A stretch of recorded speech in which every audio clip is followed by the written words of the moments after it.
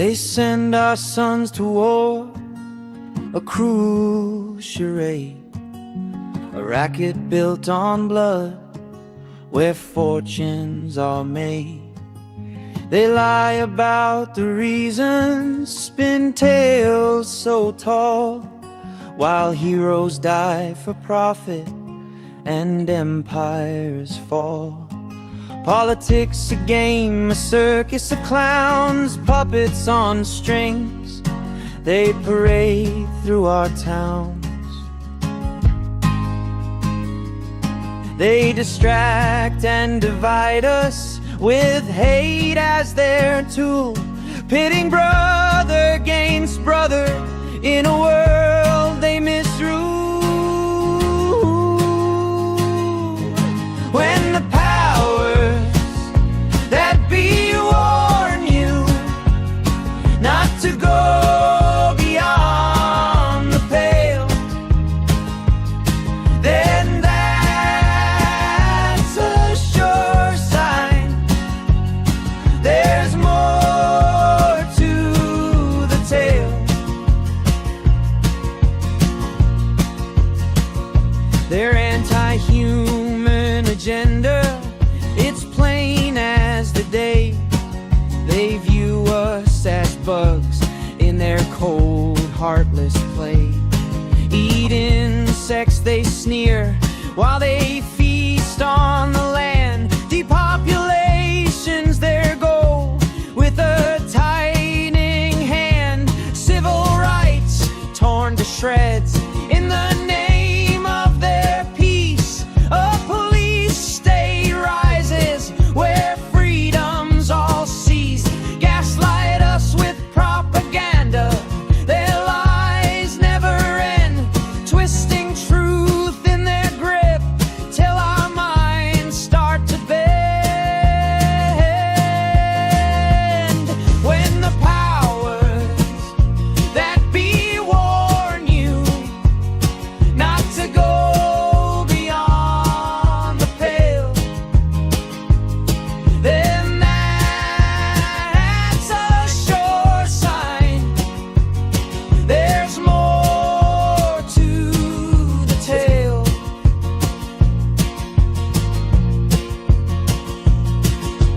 Order out of chaos, their sinister creed. They spark the flames, then offer what we need.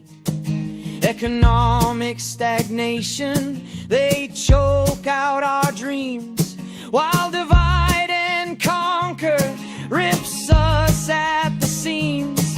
They fan every fracture, they stoke every fight, left against right, till we're blind to the light. Yet beyond their pale lies the truth they conceal. A world where we're free, where our hearts can still heal. When the powers that be warn you not to go beyond the veil, then boy, then that's a sure sign there's more to the tale. So step past their warnings, their fences, their lies. See the world they've been hiding with wide open eyes. Beyond the pale, where their power grows frail, we'll reclaim our future and truth will prevail.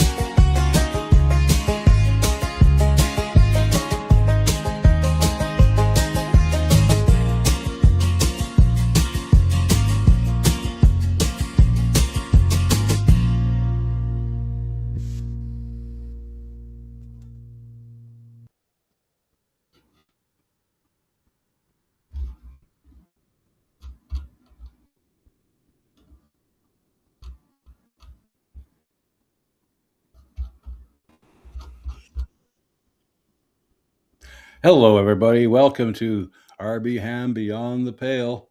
It's April 19th, a special Sunday edition of Beyond the Pale, because last night I went to a showing here in town of the shot Sean Hartman story, and I'll talk about that shortly, and we'll get into that. And I want to welcome back Beata Van Berkom, the Tinfoil Hat Lady. Long time no see. She's been Yeah, out in missed the you guys. wilderness for a while, getting punched by customers. We'll get into that story. Rude, rude. Sorry. And of course, my friend Don Jeffries is back to join us again. Thank you, Don. All right. Okay, so I'm going to share the screen. This is where I was last night on Saturday. I went to this here in town. There's a showing of the documentary, The Shot Sean Hartman story by Jason Levine. And it featured Dan Hartman, Theo Fleury, Dr. Chris Shoemaker, Dr. Pete McCullough, Dr. Roger Hodgson, Dr. James Thorpe, Helen Gruss, Ellen Martin, Shanna Carroll, Umar Sheikh, and Jason Levine presented it, and it was very, very well done. It was heartrending because if you don't know the story, Dan Hartman lost his son Sean, who during the height of the pandemic, he went and took the Pfizer vaccine so he could keep playing hockey. A few days, like 3 or 4 days after he took the initial shot, he had problems. He had brown circles under his eyes and having trouble breathing. And he went to the hospital, and they sent him home saying it was no big deal. But he kept having problems, and 33 days later, he wound up dead. And it was a horrible, horrible Terrible. to have to go through. And so, just recently, he's been trying to sue Pfizer, and that's been going on for 4 years. And then he went and tried to sue the government.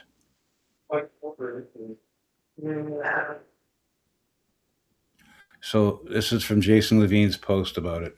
Breaking news: Ontario Court of Appeal dismisses Dan Hartman's appeal in the Sean Hartman case. The Ontario Court of Appeal has dismissed Dan Hartman's appeal, leaving in place the lower court's ruling that the claim against Canada could not proceed on the basis pleaded, including the finding that no duty of care was owed in these circumstances. That means the case will not move to a trial on the merits. Hey, So Beata, we can still hear you. it's This is a devastating result. In practical terms, the not court me. has upheld a ruling that prevents Dan Hartman from testing these allegations at trial and from trying to hold the federal government liable in negligence on this claim. In my view, Sean was killed, and the same system that failed him is now making sure justice is never reached. The decision here.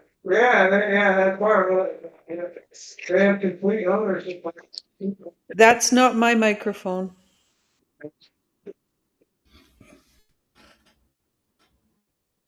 Seems to be gone now, whatever it was. That's weird, eh? Quite weird. Maybe we picked up some paranormal activity there. Let's all mute our mics and see what happens.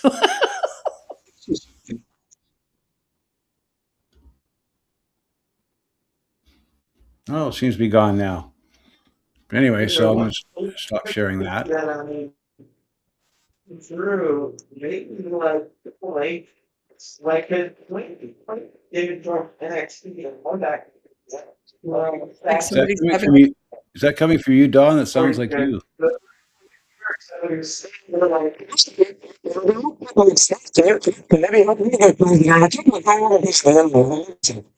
Okay, yeah, there's something going on at Don's end there. Oh, okay. Maybe he can mute or whatever. Anyway, what I missed what you just said before.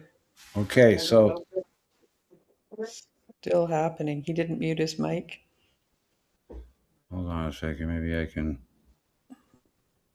I can mute his mic for him. There we go. Well done. I'll start this. I'll start the. I muted your mic there, Don, for a sec. So anyway, and so this is the. We recognize that this decision will be disappointing the appellant. The death of Sean Hartman is unquestionably a tragic event. However, as we have explained above, the motion judge made no error in concluding that the claim could not, as a matter of law, succeed.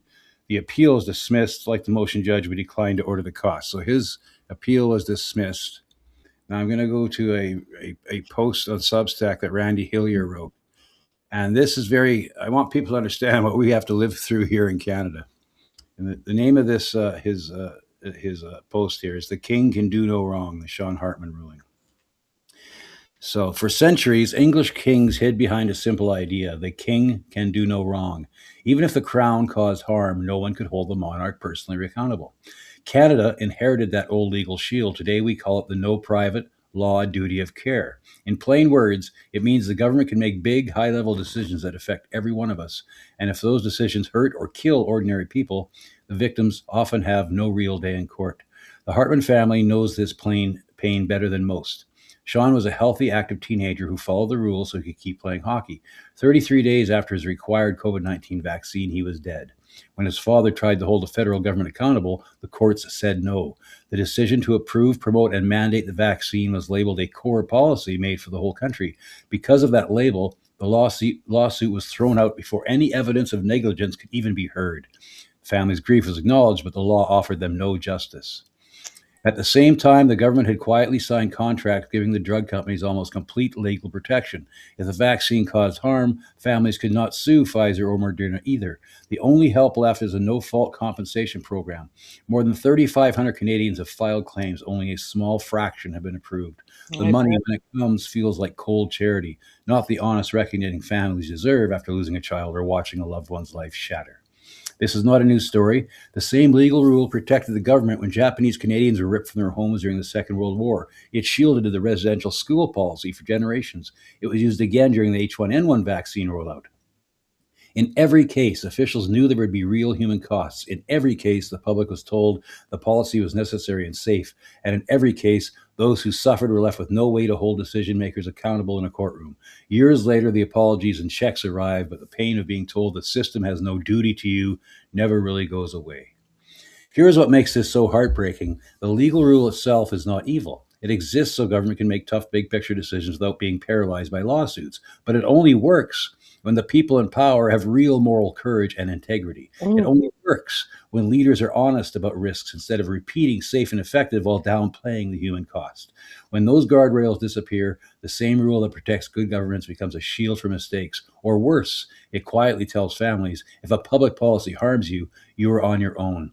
Think about what that means for every Canadian. Every time a new sweeping policy is announced on health, safety, housing, mental health, or anything else, we should ask the hard questions before the harm happens. What are the real risks? How honestly are they being explained? If this goes wrong for me or my loved ones, what actual remedy will exist? Because the law as it stands offers sympathy and sometimes a check, but it does not promote justice. The tragedy of Sean Hartman and the thousands of other Canadians injured is not just about one vaccine. It is about a system that still carries the old idea that the king can do no wrong. Governments can accept a known level of injury or death as the price of progress and then step back behind the legal shield. The people who pay that price are never the ones who make the policy. We cannot undo the past, but we can face the future with our eyes wide open. Good government is not just about making decisions. It is about having the moral courage to own the human costs when those decisions cause real suffering. Without that courage, even the soundest legal rule can leave ordinary families standing alone with their grief, while the system that hurt them walks away untouched. The king can do no wrong, but the rest of us still feel every bit of the pain. And that's on Randy Hillier's Substack, No More Lockdowns Canada by Randy Hillier. Brave man out in Ontario, an MPP out in Ontario, who also was charged during the Freedom Convoy days for daring to go out in public and hold and speak at rallies. He won his appeal. He won his court case against that, but the government is now appealing it. They're still after their pound of flesh, but just crazy what's going on. I just want to get your thoughts on that. The king can do no wrong. What's going on with our government, Beata? Well, what's going on with our government? We don't have a government. We have criminals. I mean, the human cost. It's like, and then you get a check years later. Well, I'm not going to get a check for my situation. You're not going to get a check for your situation. Our government has been held, legally told that they misuse the Emergencies Act. Mm-hmm. And what happens? Nothing.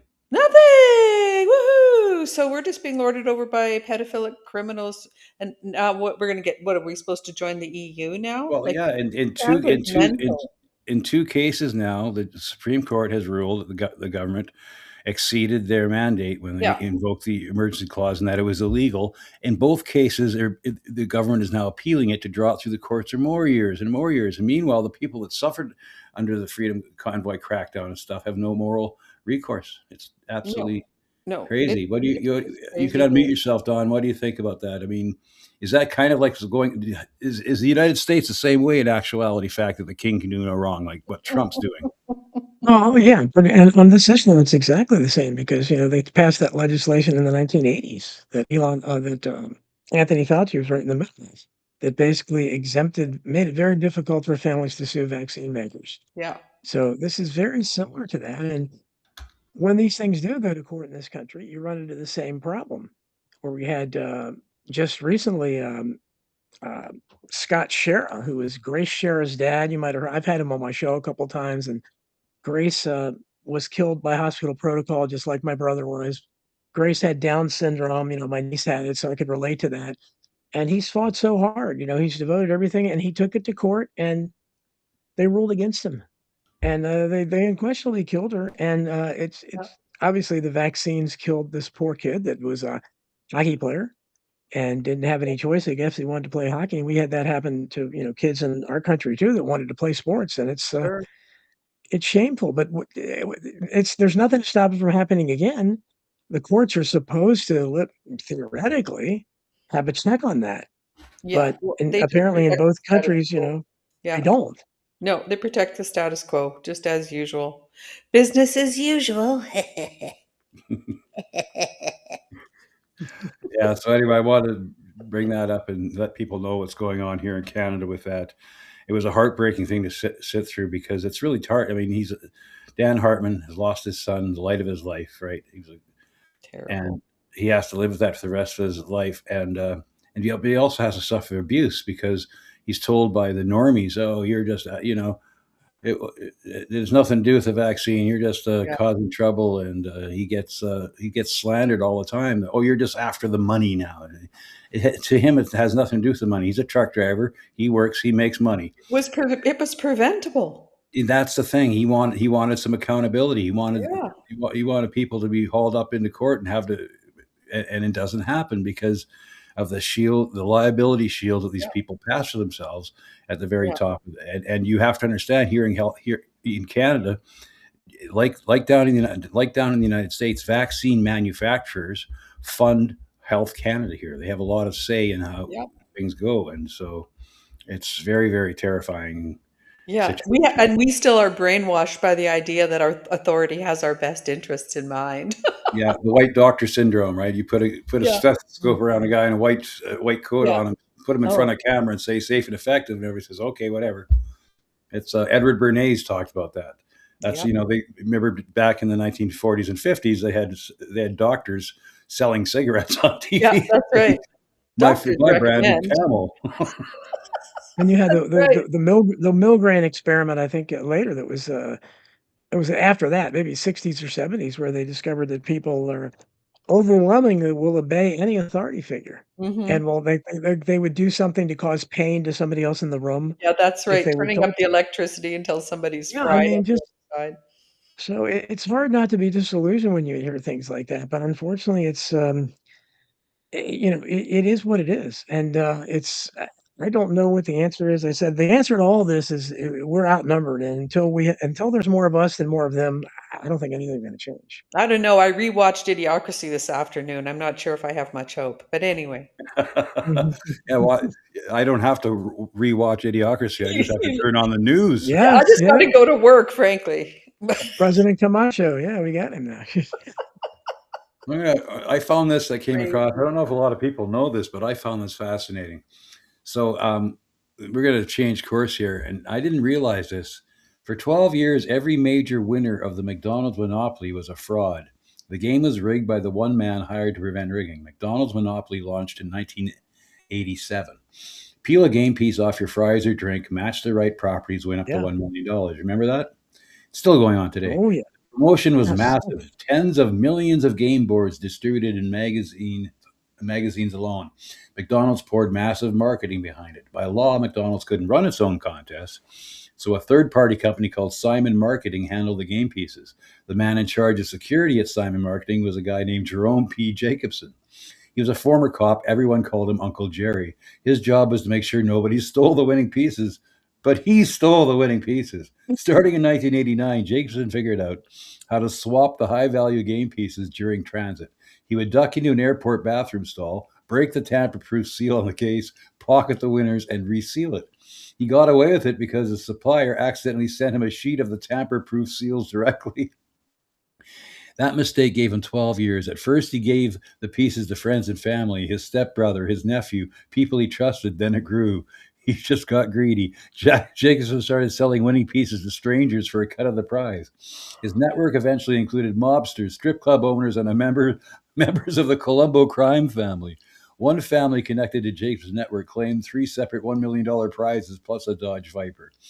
Jacobson apparently even anonymously mailed a $1 million winning prize to St. Jude Children's Hospital. He was feeling I felt bad about what he was doing, so he sent Bless a him. $1 million. Anyway, McDonald's honored it and paid out the full amount for 20 years.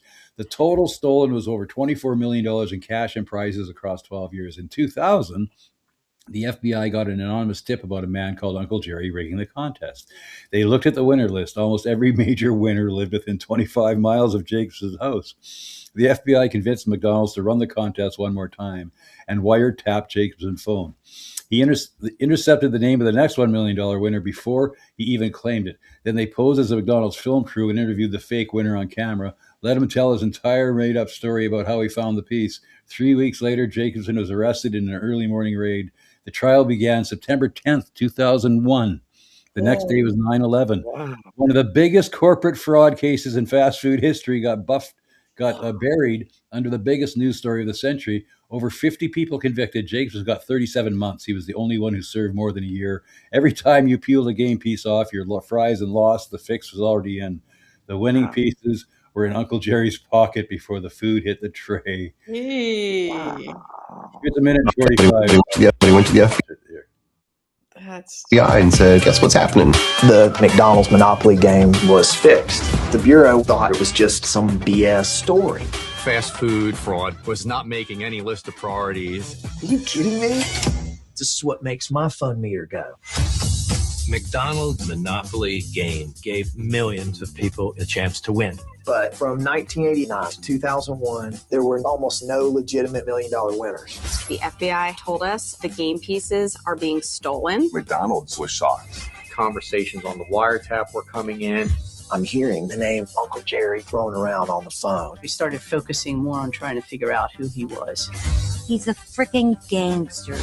Uncle Jerry was getting the tickets and selling them to other people. This is $1 million winning ticket, and he's got it in a Ziploc sandwich bag that's not even zipped. Somebody offers you $1 million, you're going to take it. Unless you got to kill somebody, then you might not, be interested. But we had 8 original individuals, which turned into 53. The vast majority of these winners, they're good people. One of my biggest regrets being involved in this McDonald's thing. Yeah. I just wanted a better life, and I felt like this couldn't come to me if it wasn't meant for me. I've lost everything. This thing wrecked so many people's lives. How much bigger can this get? And it would get bigger. How much further back could it go? And it would go back further. But things go wrong. They always do. You can get away with something over and over and over. But he went to the FBI and said, Pretty amazing, eh? I never even heard of it. I remember the game, the Monopoly game being on, but this just goes to show you humans. We're so creative. Aren't we creative at doing the wrong thing? They had it like in the grocery stores. My wife and kids were all into that when they were little. Who knew? Wow. But just think about that. They got caught. They always got this Uncle Jerry and his little ring. They got caught. But how many times do they not get caught? Right. How many of these things are rigged? You hear all the time that lotteries are rigged, and you see that. I noticed up here in Canada for a long time, winners of the lottery were inevitably 70 to 75-year-old, people that were already on Social Security and maybe had 2 or 3 years left to enjoy it all. And they always see people that were winning over and over again. And you wonder if it was rigged by relatives close to them, and they make sure that the old guy wins so that they have money that comes down to that. And I don't know if any investigation had ever been launched into that, but it always seemed weird. And you hear about, that sort of, and so it kind of so much corruption. I don't have any trust in these contests at all. And I heard about this one here in Saskatoon, and I kind of know this is for true. We have a hockey team called the Saskatoon Blades. They have their 50-50 every game, right? You put in $10 and you can win whatever the jackpot is, right? Right. Well, when I was working as a bouncer at the Artful Dodger, I knew a guy who knew a lady who sold the tickets at the game, and he was telling me that she would make sure that the winning ticket got pulled because she was in charge of whoever, and so you would go to the game, and if you were picked, like this other guy I knew, and he was a bouncer too, and he was dating her, and he would tap you as, if you do this, I get half and you get the other half. And so you would go to the game and hand in the winning ticket to her. And you would say that Ben sent me, right? And then she'd make sure that was the one that got pulled. And then a few days later, you would go to the rink or whatever, go to the administration office and present your winning ticket. You would get the $500 or whatever it was. You would leave it, and then you would meet Ben in the parking lot or at a restaurant later and give him his cut. And it was you wonder how many times this goes on. Sad. It's just sad. Greg Hume says, "Ha, lottery is rigged. They use pseudo random generators. A coder knew the algorithm and won millions through friends and family." You wonder. It's always there you go, God, right? It was Eddie Tipton that predicted the lottery numbers. They can't even be bothered to use real random number generation, which is trivial now. Yeah, I mean, it's amazing. That's what I mean. Creative for bad purposes, Not that we want to do good by each other. We want to screw each other over. That's a very reptilian way of thinking. Oh, and the reason is, I don't know how it is in Canada, but here in America, gambling is just so out of hand now. And you have the lottery, you have casinos popping up everywhere, sports betting, all that kind of stuff. And and the real reason is because most people can't meet the cost of living. So everybody's looking they know they can work 2 jobs, and they're never going to change their lives, no matter how much they work, because they're not paid enough.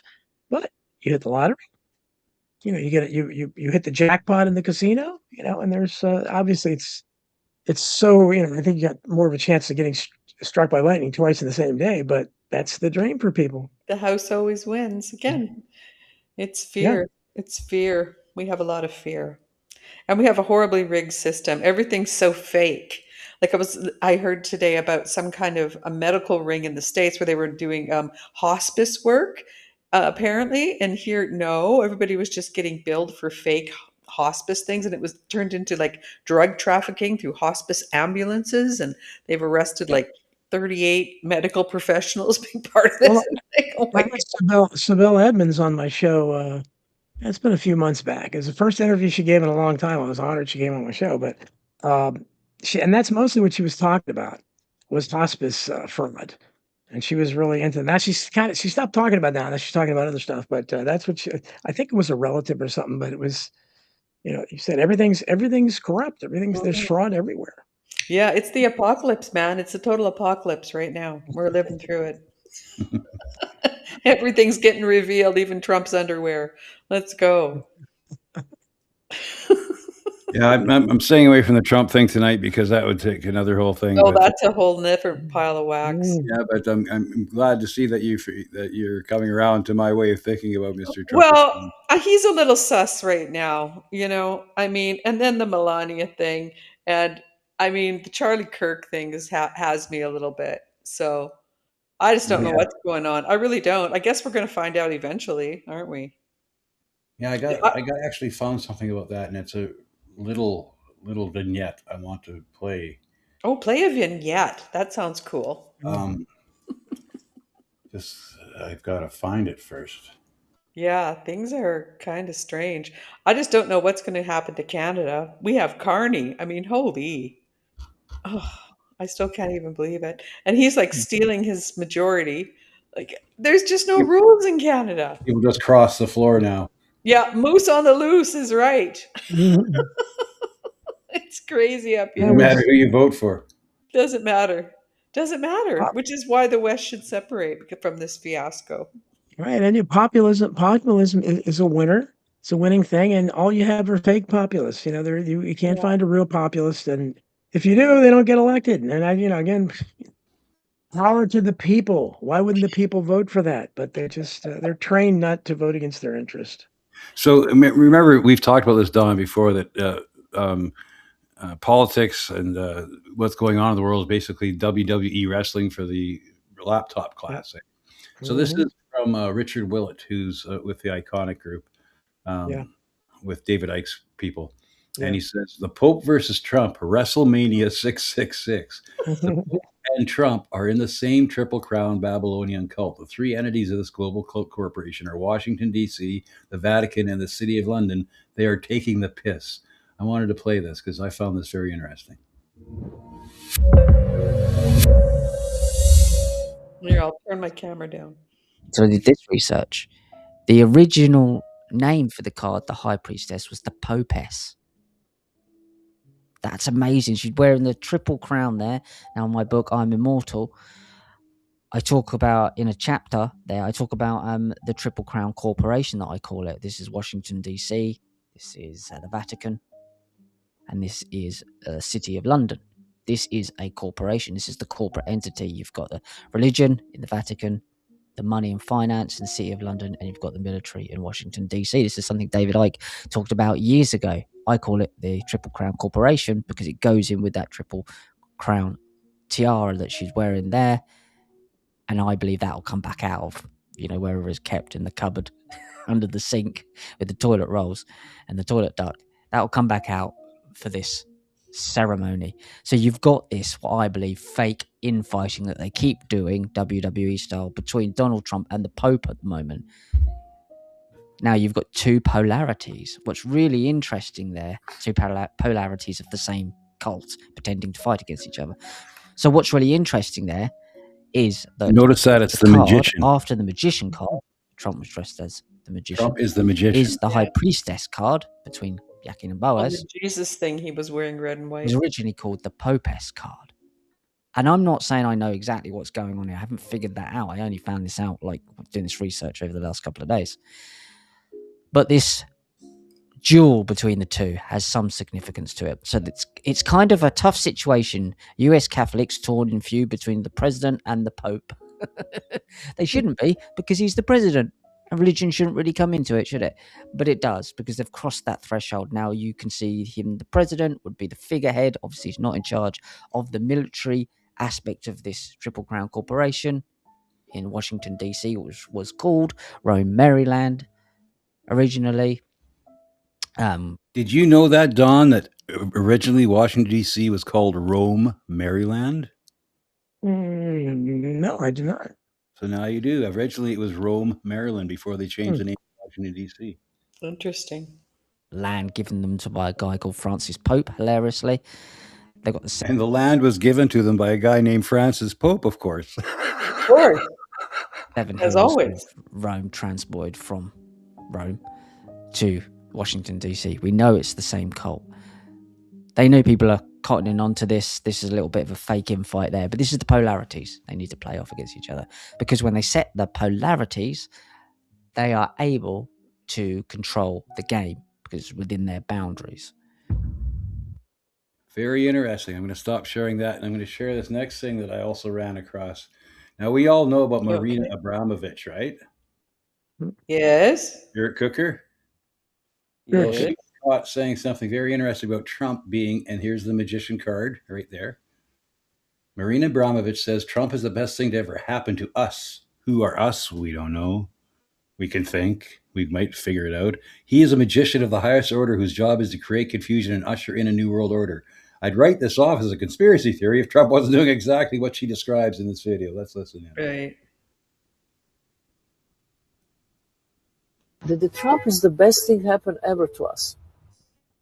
Because she believed, not her, but the entire population of this Nordic magician, that he is the magician of the highest order, that he is there in his irrational mind to create confusion in order that the human being can find new order.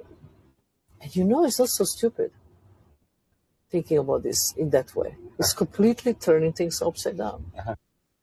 So Trump is the magician. He's just playing his role, like you've been saying, Don. He's an actor.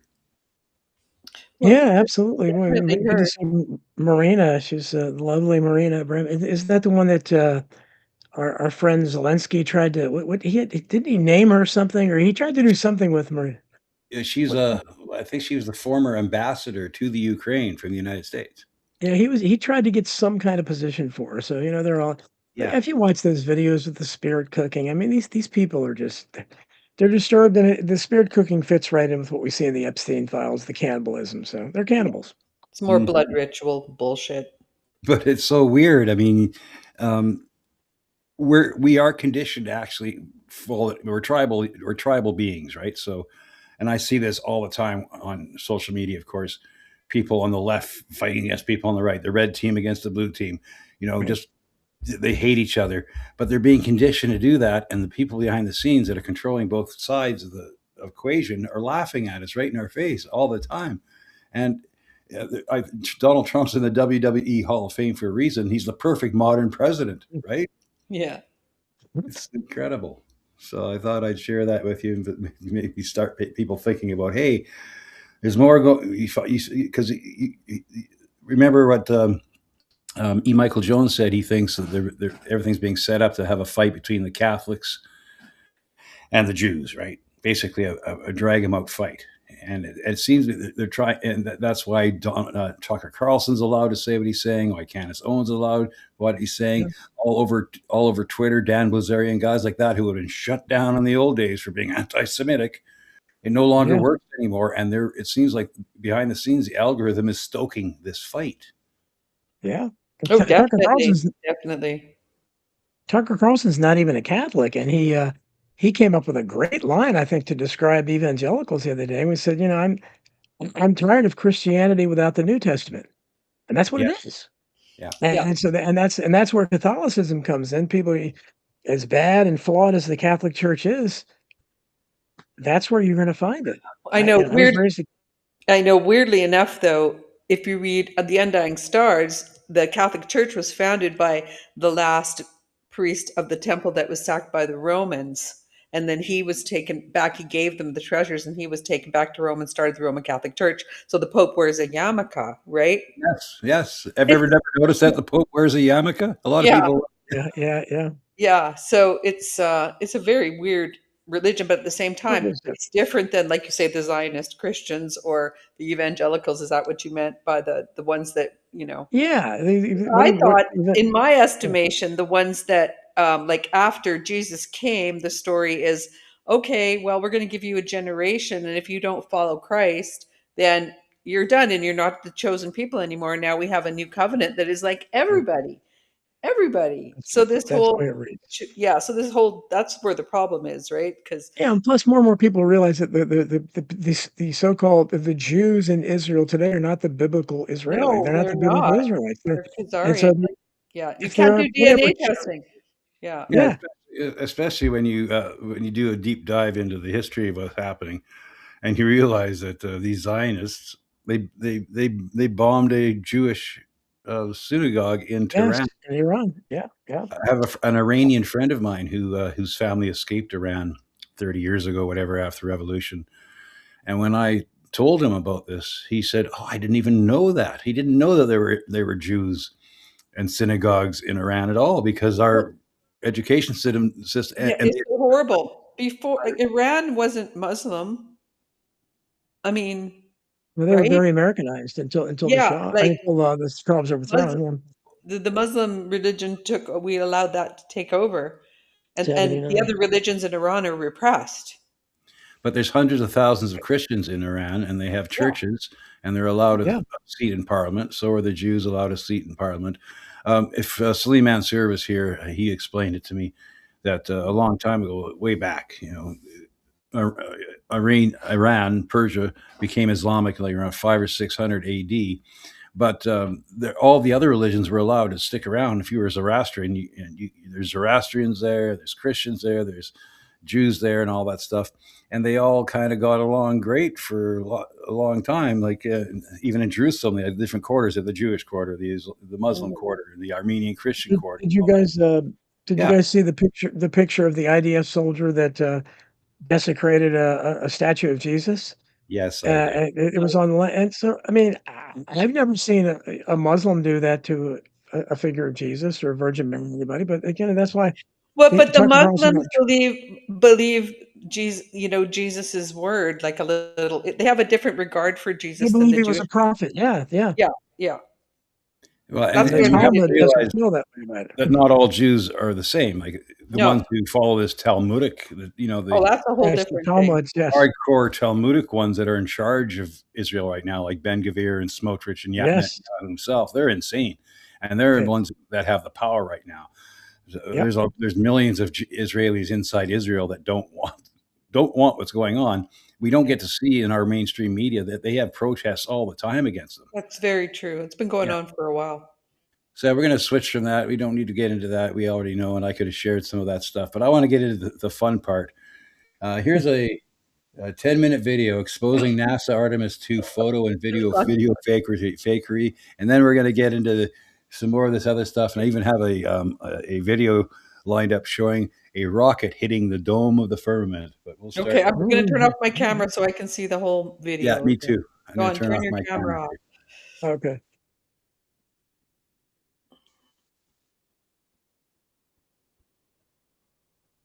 Oops. You went to the next video. You have to go to the bottom little arrow back there. Going back. Turn up your New images and videos from their latest moon mission, exposing themselves more with each one. Meanwhile, backpedaling space fantasy fanboys are working overtime, making excuses for all the anomalies and inconsistencies. Let's start with a quick slideshow of some of the new Earth and Moon images being given to the public, claimed to be real, handheld photographs taken by astronauts through windows in a rocket flying at speeds between 3,000 and 22,000 miles per hour. Most things filmed outside through your car window going just 65 miles per hour are a blur. Yet NASA never seems to have this problem, even at the incredible speeds they claim to attain. To a discerning eye, the colors, lighting, and textures in these pictures are all very synthetic and unrealistic, looking much more like CGI than actual photography. Here is actual video of the moon taken from Earth by a Nikon P900 super zoom camera. We can see the moon's color, lighting, and textures from Earth in amazing detail with just an 83 times zoom camera, which first of all suggests the moon isn't 240,000 miles away as claimed, but also shows how unnatural and unrealistic the new Artemis images actually are. Even AI bots that are trained to detect and differentiate real photographs from CGI are claiming the new NASA images are fake. In 2026, with the level of realism that CGI, AI, and deepfake technologies have achieved, to see these images and not be at least a little suspicious if they could possibly be fake is frankly disingenuous and gullible beyond belief. Let's look at this image called A Setting Earth. Notice how clear the craters, shadows, and subtle textures appear. It looks like the camera is only a few dozen, or at most a few hundred miles away from the moon's surface, being generous. NASA claims, however, that at its nearest, Artemis 2 was never any closer than 4,000 miles away from the moon. Now let's compare that with the following Apollo 11 image from 1969, where the astronauts were supposedly only 60 miles away from the lunar surface. Look at the difference in detail between 60 miles away and 4,000 miles away. Why does everything look far more textured and detailed from 4,000 miles away than it does from 60? Could it be because photo fakery has come a long way since the 60s, and it actually has nothing to do with their supposed distance from the moon? Notice how much more detailed the lighting, shadows, textures, and contrast are on the Artemis moon images. Also, as a quick aside, if all of these moon craters were supposedly created by meteor impacts hitting the surface, how is it even remotely possible that every single meteor arrives at a straight 90 degrees above the surface's zenith? Every crater is a perfect circle. None of them are oblong or elongated, as they would have to be if meteors were actually striking from all angles. Now let's look at this image, called a distant crescent of home. Notice, first of all, the wonky shape and how both the tiny Earth and the moon appear to be smushed from top to bottom. This is similar to the effect seen during the live stream, when during one section of time, the moon drastically changed shape from a circle to a potato. In this image, the crew was allegedly 40,000 miles away from the lunar surface and 252,000 miles away from Earth. Earth's diameter is supposedly 4 times wider than the moon, while visually, in this picture, the moon's diameter is at least 4 times wider than the Earth. Being generous, it actually appears 5 or 6 times. Now, doing the math, 252,000 divided by 40,000 is 6.3, meaning the crew was 6.3 times closer to the moon than the Earth. But for an object that's actually 4 times smaller to appear 4 times larger, the observer must be situated 16 times closer to the smaller object. In this case, however, Artemis is only 6.3 times closer to the moon than Earth. That is a factor of over 10x discrepancy between the relative size and alleged distances of these two objects and the camera. The Earth should appear considerably larger in this picture. Now compare it back with the setting Earth picture we analyzed first. Here we are supposedly 4,000 miles from the lunar surface and approximately 243,000 miles away from Earth. So compared to the last image, where the crew was 252,000 miles away from Earth, here the crew is only 9,000 miles closer to Earth than in that image. That is a factor of approximately 4%, meaning the size of the Earth should only change a maximum of 4% between the two pictures. In reality, however, and you can measure this for yourself with a ruler and the original NASA.gov images, the Earth changes size a factor of over 1,000% between the two pictures. The Earth is only 4% closer in the second image, but yet appears 1,000% larger. There was a similar size discrepancy in the images sent from Artemis, claimed to be halfway to the moon.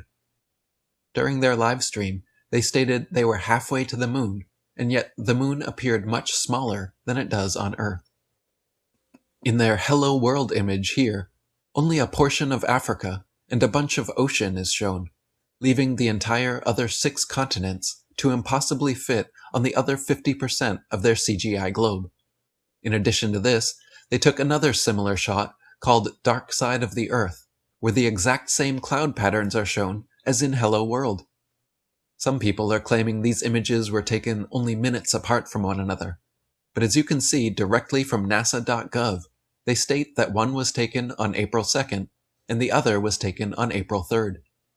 Either way, if they were taken on different...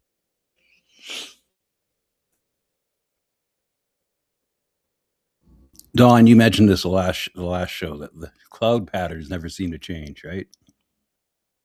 Yeah, no, that's if you, I'm very skeptical about all this, obviously, but it's and they're making some great points, but and it took me a long time, but I was onto this in the probably the late 1970s when I heard about "We Never Went to the Moon" by Bill Kaysing. He was the first one really to talk about it, and and by the time Dave McGowan came around with Wagging the Moon Dog, yeah, I mean, I don't know how anybody can read that and not be convinced, but I've been to the Smithsonian because I live in the DC suburbs. I've walked through the piece of junk that they claim was there, and it really is lined with, like, I think 2 or 4 inches of aluminum foil. That's what they lined the craft with when they sent it to this incredible radiation and these rocks flying at it and stuff. I mean that alone, you would really, that's the best you could do. That's what you thought was to protect your human beings, and you thought this was. I mean, it's the whole thing is just so stupid. The last moon landing when they had a camera there apparently that zoomed up and caught the liftoff. That was pretty amazing technology back then. The phone call from a landline from Richard Nixon to the astronauts on Apollo, that's quite a landline for 1969. So it just, there's so many elements to it. The magical spacesuits that had to have simultaneously been able to heat and cool the astronauts in temperatures ranging from 200 below to 300 above or whatever it was, depending on whether they were stepping in the shade or the sun, which they were doing constantly. It just, there's so many elements to it. What kind of magical technology? I don't think that we have anything like that now. But and again, they did it all with the. I think they had the computing power of a handheld calculator back at that point. So it's just ridiculous. So anyway, Beata, I finally found that video I was telling you about. Oh, good. Okay. Well, I just want to say we want to believe, so that's how they do it. Anyway, go on, Arby. Okay, let's watch this.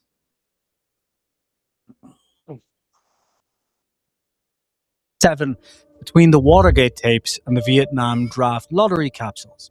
It sits in a climate-controlled case under soft light. The handwriting on the front is precise. It reads, "To be opened upon my death, SK." That envelope was opened on March 7th, 1981, and its contents destroyed a presidency, dismantled a federal agency, and shattered the most celebrated achievement in American history. Every schoolchild knows what it said, but how America arrived at that envelope, how the lie was built, how it held, and how it finally broke is a story that still defines the country 60 years later.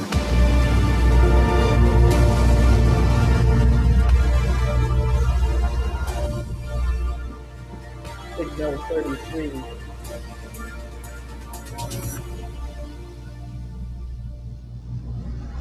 In May 1961, President John F. Kennedy stood before a joint session of Congress and committed the United States to landing a man on the moon before the end of the decade.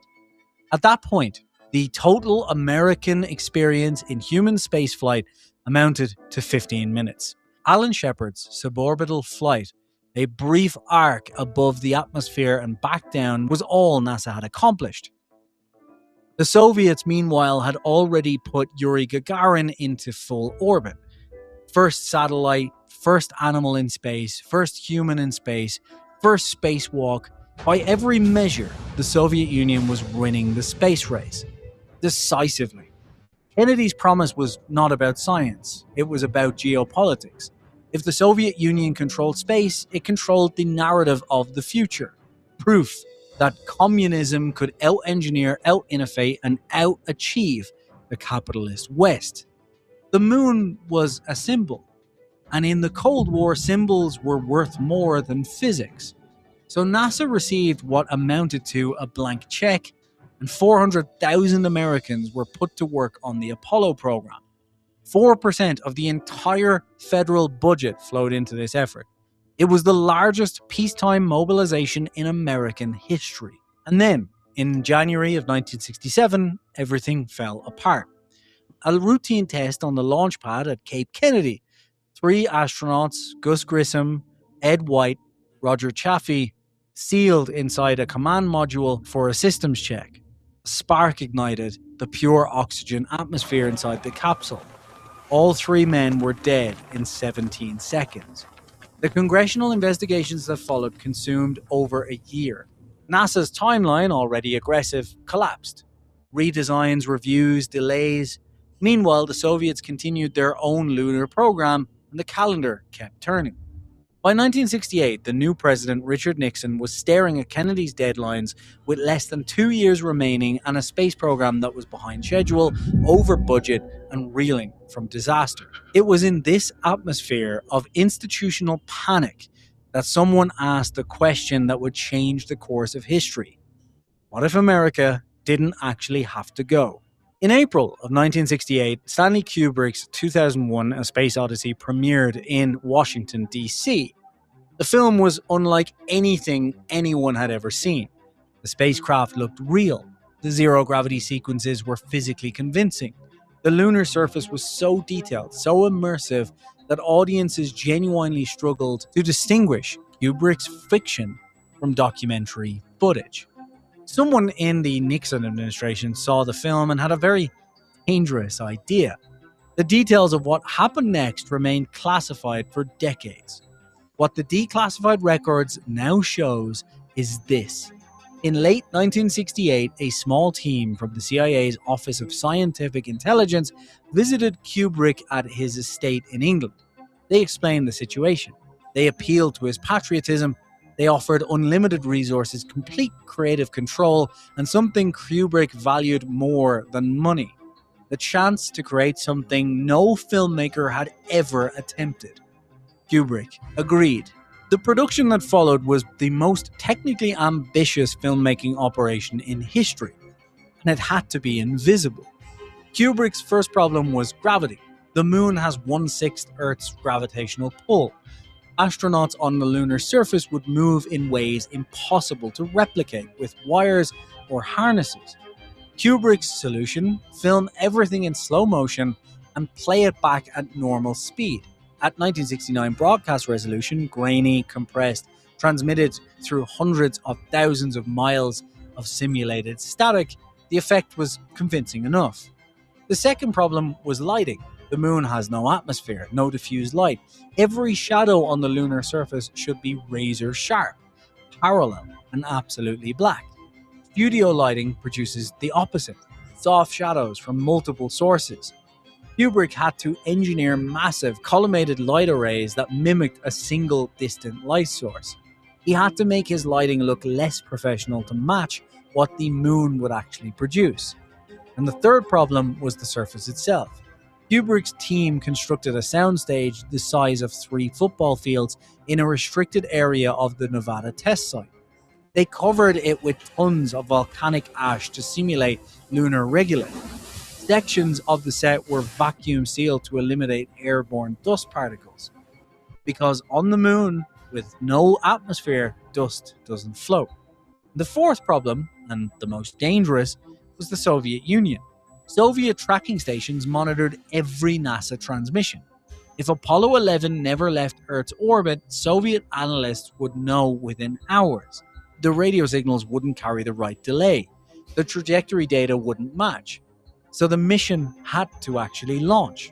On July 16th, 1969, Apollo 11 lifted off from Kennedy Space Center in front of 100,000 spectators. The Saturn V rocket performed flawlessly. The spacecraft reached Earth orbit, and then it did not go to the moon.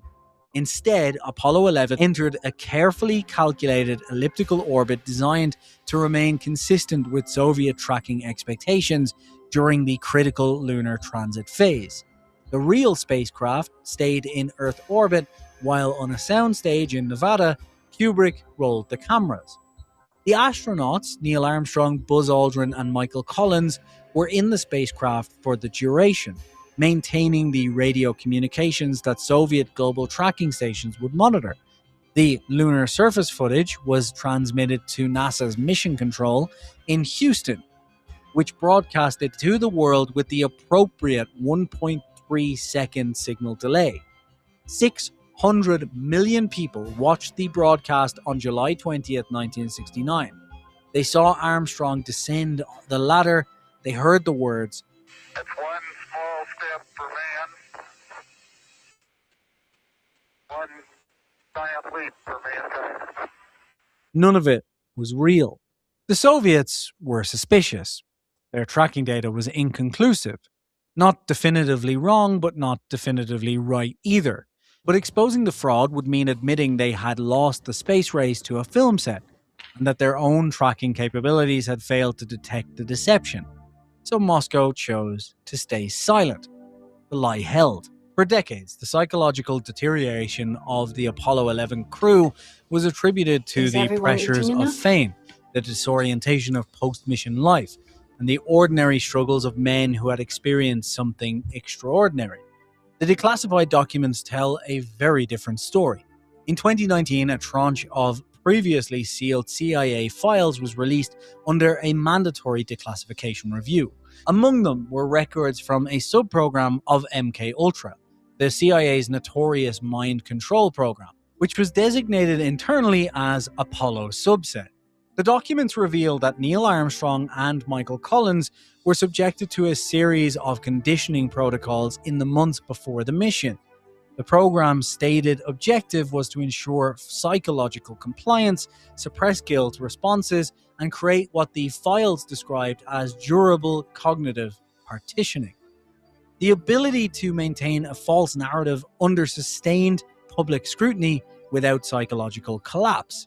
Armstrong received the most intensive treatment.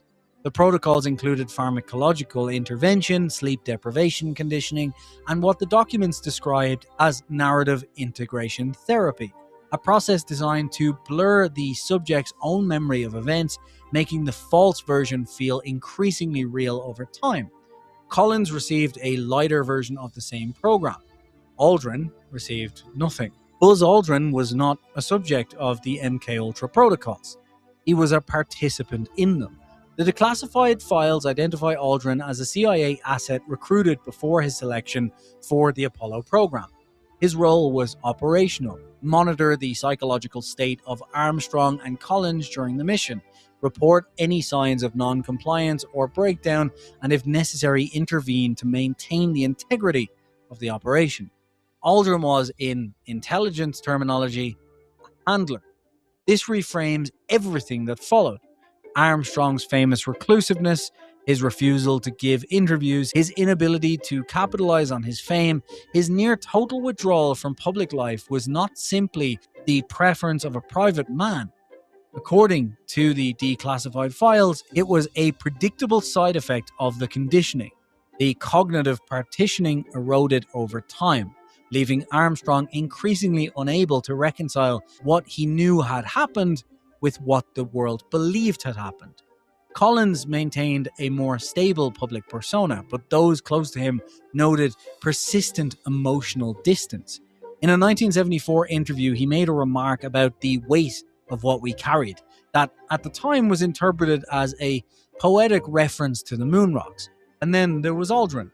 Buzz Aldrin's descent into alcoholism and severe depression in the 1970s is one of the most well-documented personal collapses in American public life.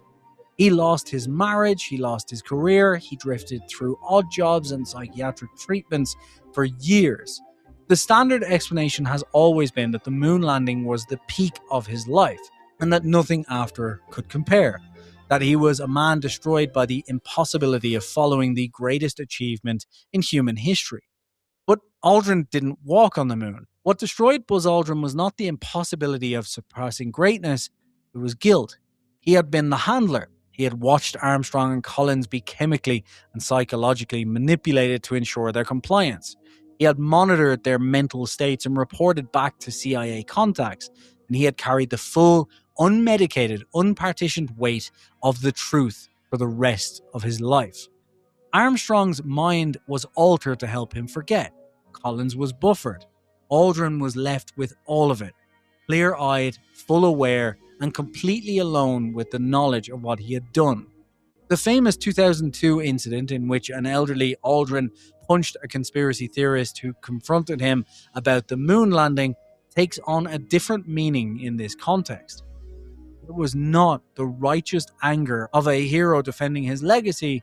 It was the volcanic rage of a man who had spent 33 years carrying a secret that was consuming him from the inside, being confronted by someone who had stumbled onto the truth without understanding what any of it had cost. The physical evidence began to fail almost immediately. NASA had distributed lunar samples, 842 pounds of rock allegedly collected from the moon's surface, to research institutions worldwide. These samples were supposed to be 4.5 billion years old, formed in conditions unique to the lunar environment. No atmosphere, no water, constant micrometeorite bombardment. Manufacturing convincing fakes was, it turns out, significantly harder than anyone had anticipated. By 1971, a researcher in West Germany identified anomalies in the crystalline structure of the sample. The isotope ratios were fractionally wrong, close, but not close enough to survive rigorous analysis. The paper was published in a minor journal and largely ignored. By 1973, 3 additional research teams had identified similar discrepancies. Whispers began circulating in the geoscience community. NASA responded with increasingly aggressive pushback, clarifying several follow-up studies and pressuring journal editors to reject papers questioning the sample's authenticity. And then came Watergate, June 1972. The break-in at the Democratic National Committee headquarters, the tapes, the cover-ups, the lies. When Nixon resigned in August of 1974, the immediate crisis was political, but the deeper damage was epidemic. If the President of the United States had lied systematically about Watergate and maintained the lie under oath and been caught, what else had he lied about? The question that once seemed insane, did America actually go to the moon, suddenly didn't seem insane at all. The collapse began with a single defector. In 1976, a mid-level NASA engineer named Harold Kessler walked into the Soviet embassy in Mexico City carrying documents, flight plans, telemetry data, and internal communications proving that Apollo 11 never left orbit. Kessler was bitter, passed over for promotion, divorced, struggling with alcohol. He had known the truth for 7 years, and it had almost eaten him alive. The Soviets spent months verifying the documents against their own 1969 tracking data. When they confirmed the material was authentic, they faced a strategic choice: expose the fraud publicly and humiliate America on the world stage, or hold the information as political leverage, blackmail on a civilizational scale. They chose leverage for a while. But intelligence secrets have half-lives, and by 1978, rumors circulated through intelligence communities worldwide. A French newspaper published a cryptic report about unresolved questions surrounding the Apollo program. A British documentary raised technical doubts that mainstream media had previously dismissed. Then, on March 7th, 1981, Stanley Kubrick died of a heart attack at his home in England. Among his personal effects, his widow, Christine, found a sealed envelope with instructions that it be opened upon his death. Inside was a handwritten confession, detailed, precise, and comprehensive. Every name, every date, every technical detail of the production, the location of the soundstage, the chain of command from the CIA to the Oval Office. She contacted an attorney. The attorney contacted the FBI. The FBI contacted the White House. President Reagan chose suppression. Didn't hold. In 1983, the confession leaked. The story broke on a Sunday morning, and by Monday, it was the only thing anyone on Earth was talking about. The aftermath was catastrophic. American institutional credibility, already damaged by Vietnam, Watergate, and the Church Committee revelations about CIA misconduct, collapsed entirely. If the government had lied about the moon landing, what else had it fabricated? The question consumed American public discourse for years. Trust in federal institutions fell to levels not recorded before or since. Internationally, the damage was worse. The Soviet Union declared ideological victory. NATO fractured as European allies questioned the fundamental honesty of their senior partner. The special relationship between the United States and the United Kingdom went cold overnight, and NASA was dismantled. The space shuttle program, already in development, was cancelled. Congressional funding for space exploration dropped to effectively zero. And by 1990, the United States had no human spaceflight capabilities whatsoever. The moon remains untouched. No human being has ever walked on its surface. The footprints that should have been preserved forever in the lunar dust simply do not exist. And the MK Ultra revelations, when they emerged in the 2019 declassification, added a final, sickening layer to the scandal. The American government had not merely lied to the world, it had chemically and psychologically manipulated its own astronauts, its own heroes, to maintain a lie. Armstrong and Collins were not co-conspirators, they were victims. Only Aldrin knew everything, and by the time the documents were released, he had spent 50 years being destroyed by it. The Apollo hoax is now 60 years old. It has been studied, litigated, documented, and debated more than any other event in American history. Entire academic departments exist to analyze its cultural impact. The Smithsonian exhibits draw 3 million visitors a year.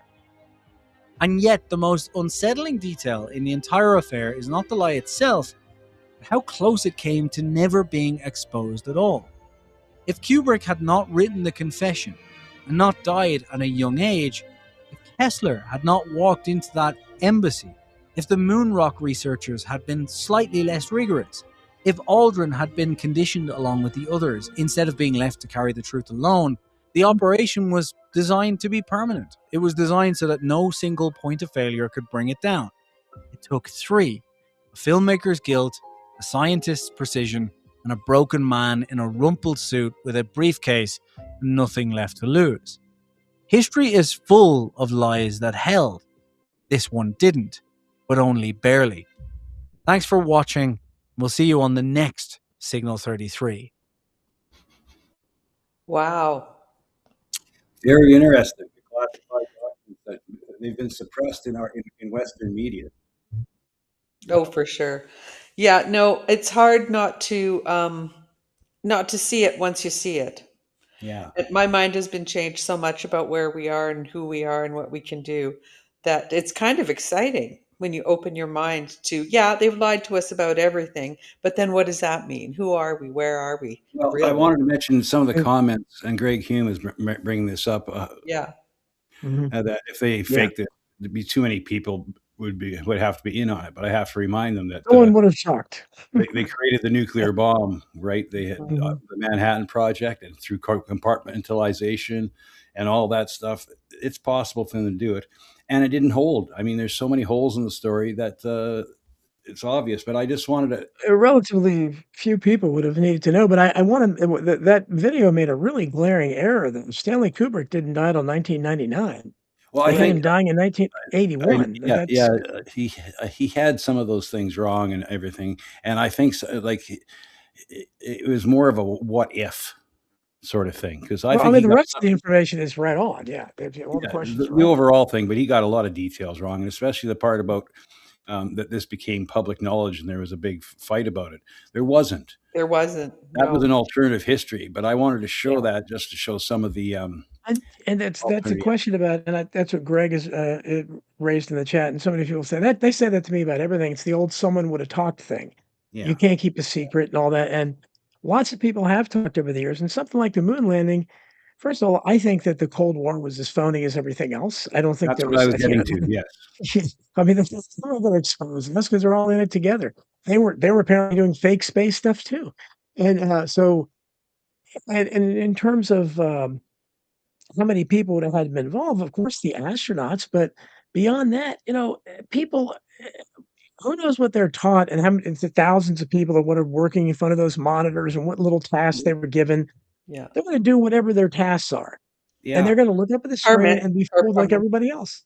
Yeah, and the fact that everything was, exactly, and everything about the moon, the NASA program was farmed out to every state, so that every congressman had a hook into it, because like one place would be making the astronauts boots, another place would be making the telemetry equipment, another place would be in charge of the aluminum alloy stuff, and so they farmed it out so everybody had a stake in it for this to be successful. We're all part of it. Yeah, and they're all part of it. And we want to believe. We want to believe. We want to believe. People are going to feel proud, and I remember as a really little kid, watching it, and I was a huge astronomy fan, and I was following it. I knew all the astronauts' names, and I thought, but I remember even being as a little kid being kind of disappointed, because I don't know what I remember seeing the movie The First Men in the Moon, based on H.G. Wells' book in 1963. Great special effects, a great movie, still holds up well.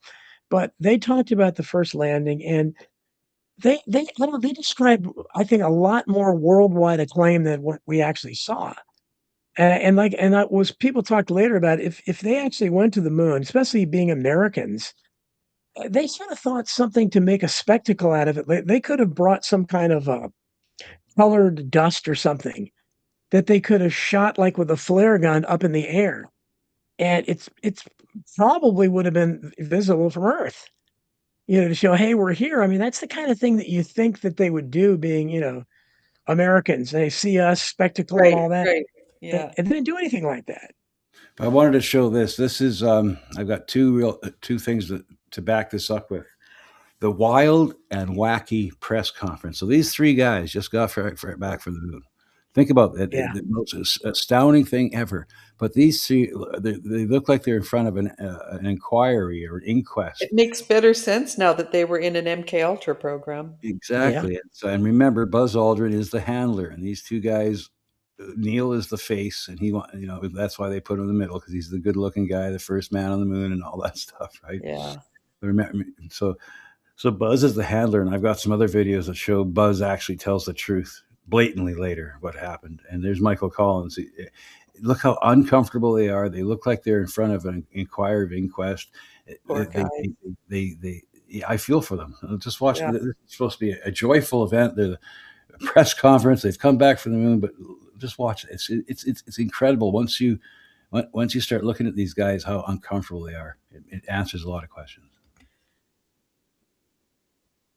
Few questions I'd like to ask, if I may. When you were carrying out that incredible moonwalk, did you find that the surface was equally firm anywhere, or were there harder and softer spots that you could detect? And secondly, when you looked up at the sky, could you actually see the stars and the solar corona in spite of the glare? In this rough terrain, we were never able to see stars from the lunar surface or on the daylight side of the moon by eye without looking through the optics. I don't recall during the period of time that we were photographing the solar corona what stars we could see. I don't remember seeing any. Neil, you were a little bit concerned, you said, about stubbing your toe at the point of landing because the surface was obscured by dust. I'm struck from the movies and the still pictures by the difference in the very hostile appearance of the moon when you're orbiting over it or some distance from it, and the warmer colors and the apparently relatively more friendly appearance of it when you're on the surface. I'd like to ask Colonel Collins if he gets that same impression from the pictures, and the two of you who were on the moon, what impression you have along those lines. Well, the moon changes character as the angle of sunlight striking its surface changes. At very low sun angles, close to the terminator, or dawn or at dusk, it has the harsh, forbidding characteristics which you see in a lot of the photographs.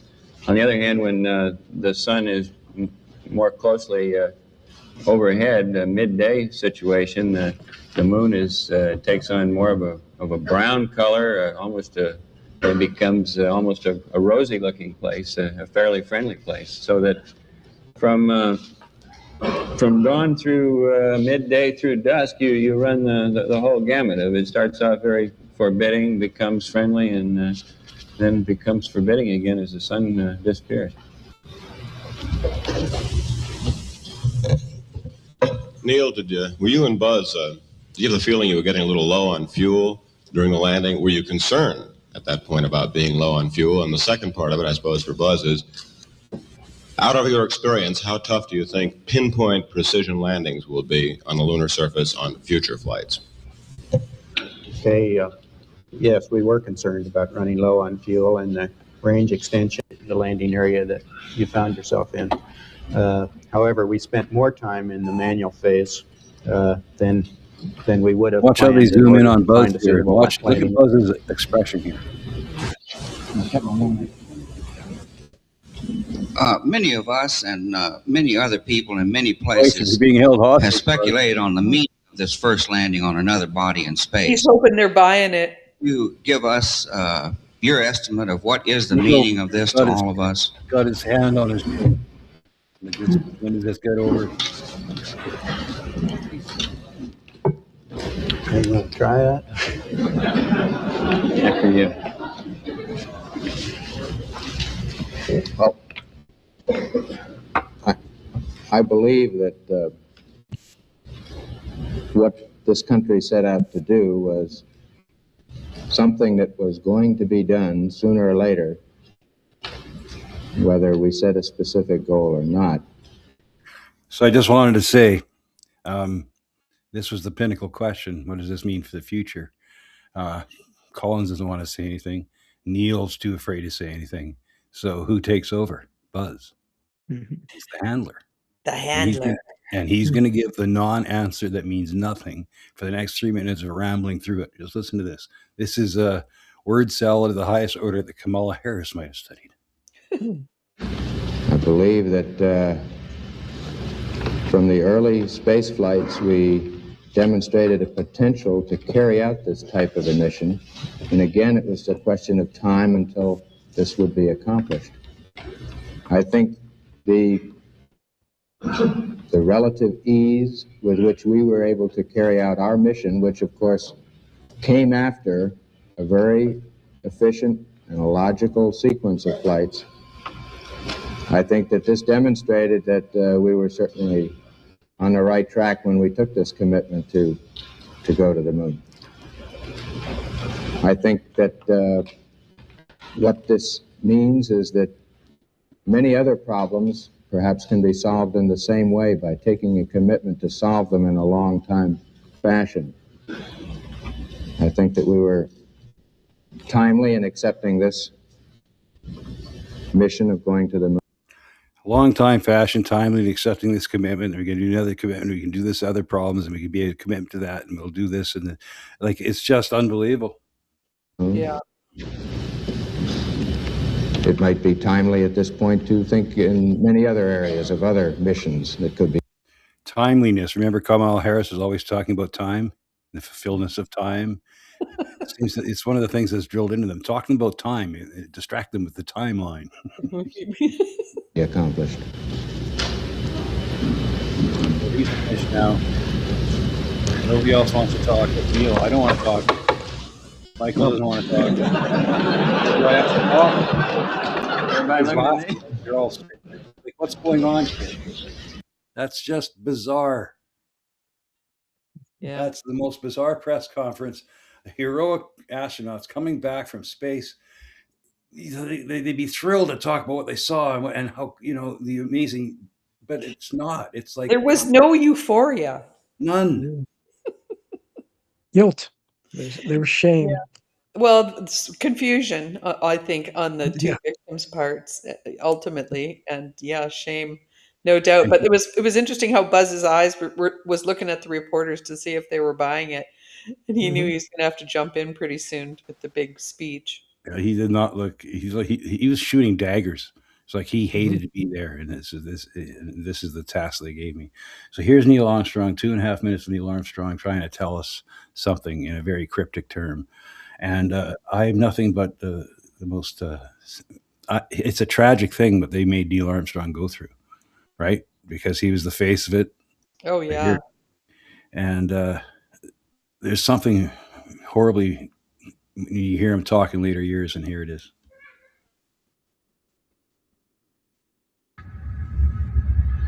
And you know this, for years, Neil Armstrong refused to be interviewed.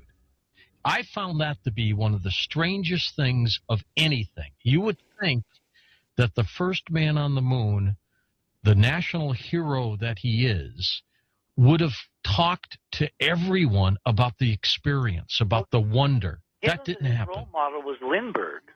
And Lindbergh became a very public person and was very much out there with his political views and all that. You'd think that Neil would have at least wanted to be a role model for the next generation.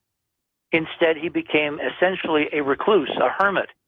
And on every anniversary, they would wind him up and trot him out in public. The most interesting one was during the Clinton years at the White House on the 25th anniversary, where, do you remember what Armstrong said, the most stunning thing that an astronaut could say, and I think in this milieu get away with it? Give us the quote. Well, he said two things. At the start of his speech, he compared himself and the other astronauts to birds, to parrots. And he then made a joke and he said, and parrots don't fly very well. Well, what else do parrots do, George? They repeat. They parrot. Once noted that the only bird that could talk was the parrot, and he didn't fly very well.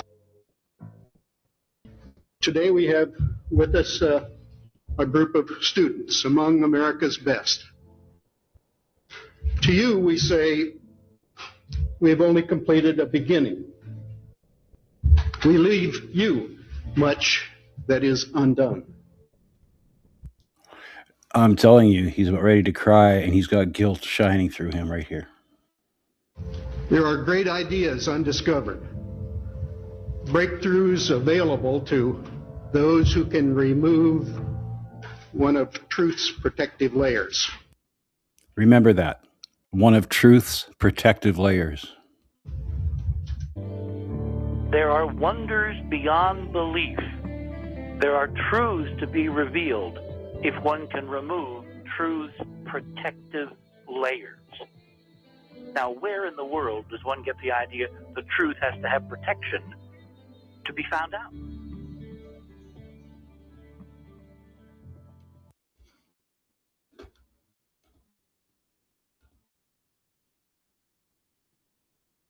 Okay. I want people to digest that. That was Neil Armstrong telling us, trying to tell us something. He's trying to tell us something. I feel that in my bones. Yeah. You know, truth's protective layers. Figure that out, Don. What do you think? Sad figure too. And at the end of his life, I think I forget the details, but I believe a package or something of things he had was found in his closet or something, and it was kind of odd.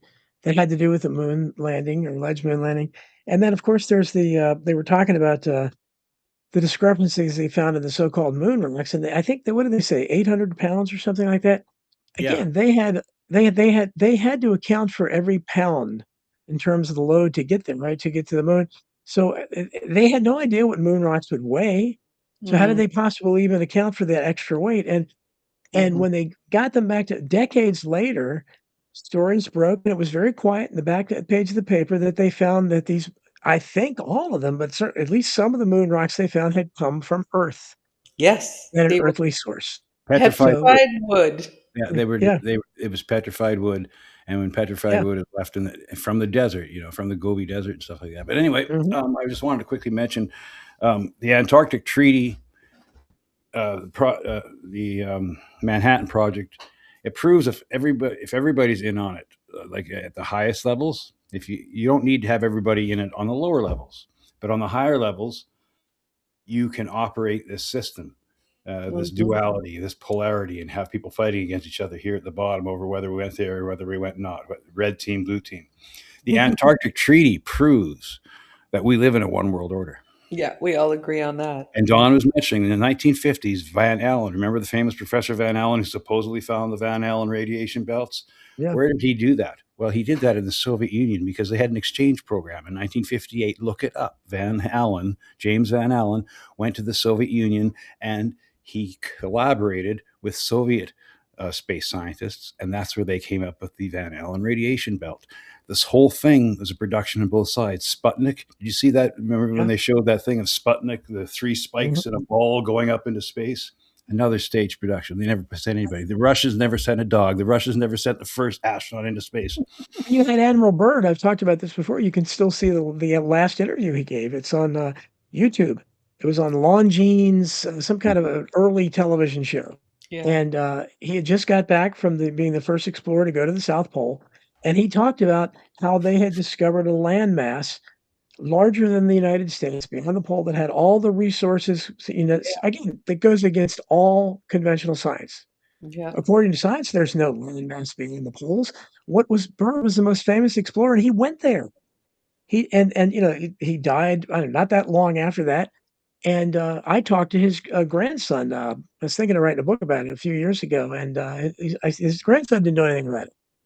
And I said, "Well, you just look it up. I mean, what do you think of that?" I mean, I'd be interested if it was my grandfather, but that contradicts everything. And it wasn't long after that, also, that we had the Antarctic Treaty, so that makes it very impossible to go to at least certain parts of the South Pole.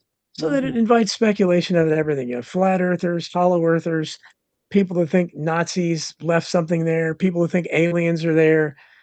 Everybody realizes they're hiding something. But so they really ought to open that up if they don't want us to think they're hiding something. It's very exciting. I pwned you. I'm putting the link for the Longines interview in the Yeah, private it's chat. easy to find on YouTube. Oh, I there just you found go. it, and That's Greg a link. Hume wants the link, so I pwned. You can use Yeah, watch it. post it on Explain it. Yeah. Anyway, See if you but can fucking. I was that was down the road. I was going to eventually get to that, but you like jumped 6 freaking. Oh, sorry. But anyway, I was just gonna How much longer do you want me for, honey? Oh, geez, have I been keeping you too long, honey? Well, look, like, do you have lots more to go through here? Oh, geez. Well, we don't have to make it a whole thing, but I'm going to cut out like half this. Let's talk about this because I think it's important, and the idea that we already live in a one new world order. That's where I was going. So if everybody's in on it, everybody's making money from the wars. Don will never have World War III. We'll never have an atomic bomb in the sense that everything gets totally decimated. They do want depopulation, but they don't want drastic depopulation because who's going to do all their work? And they may want robots and everything to take over. The system that we're in already does depopulation periodically. Yes. I mean, we're in a system here. There's another whole conversation here of patterns that happen here. Well, as Bill Nye famously said, we live in a closed system. We can't go anywhere. There's no getting out of here. We got to take care of the earth we're on instead of looking forward. This thing takes care of itself. Yeah. But anyway. But anyway, so what I'm saying is that I think Orwell was trying to tell us. I think all these science, H.G. Wells, all of them, they're trying to tell us that we live in a one world order already, that all the big, huge, powerful nations are in on it, and that they play this game where they're at each other's throats and always causing conflict and stuff because it keeps the populace under control. And the powers that ought not be the control the governments of the world know this. Orwell was telling us how it works. And we're kept in a state of confusion and chaos and thinking this and thinking that. And they distract us with shiny baubles. They distract us through bed and circuses, and they distract us through conspiracy research, believe it or not, because when you keep going down these This is just it. I mean, being reincarnated is the same thing. Choosing after you die to come back here is another psyop. So, how deep does the rabbit hole go?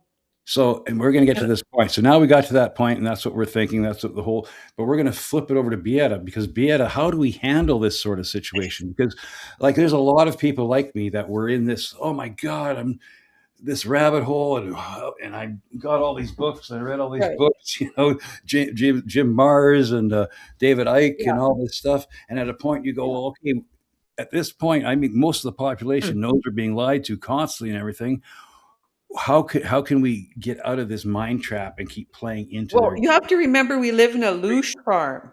Right. So Dr. Monroe did the Journeys Out of Body and Far Journeys, and he mapped, a lot of out there. Now they're doing a lot of mapping with DMT as well, which is very interesting. But we are being exploited. We're shards of Sophia's wisdom, right? And we're being exploited here. So that's just what it is. There's no fixing this shit. But the Phoenix cycle fixes it periodically, and the Nemesis X cycle, because I follow Jason Bashir's stuff, right? And so we will be cut down eventually.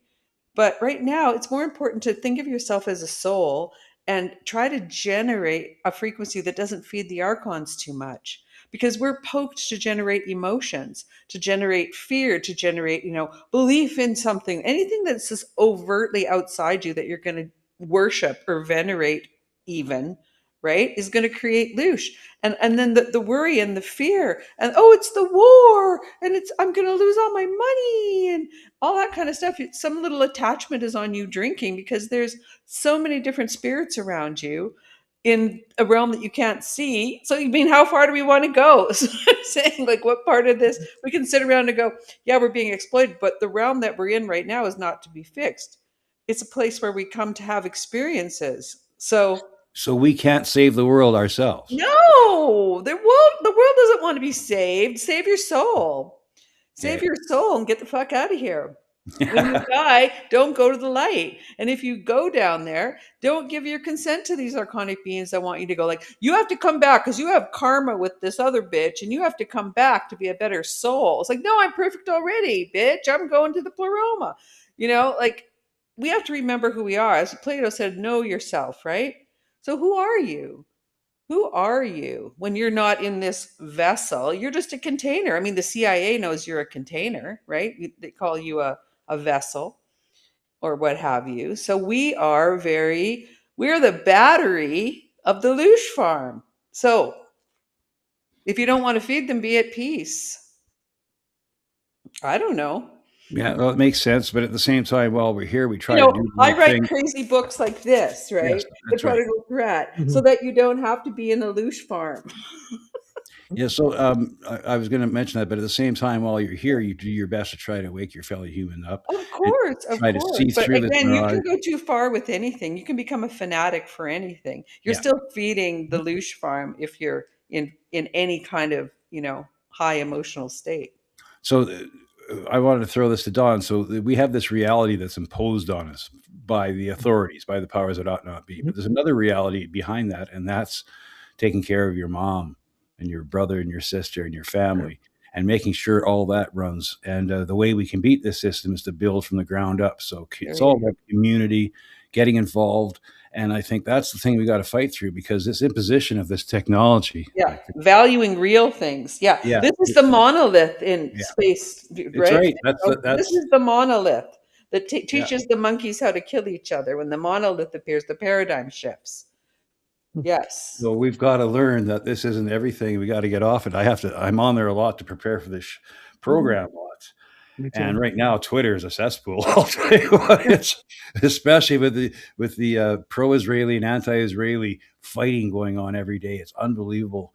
Nazi this, Nazi that, thrown both ways, showing these horrific See, look at videos, all the loosh. Look at all the loosh. showing all the horrendous videos coming out of the Middle East of these bombings, kids trapped under, and it kills your soul. But what is really crazy is like Matt of Quantum of Conscious often talks about this. He says, it's not real to you, but here's the problem. It's real to the people suffering through this, because real people are really suffering because of this agenda. And we live in our comfortable Western place over here where we're not getting bombed and we're not getting threatened by Hamas or Hezbollah, or we're not,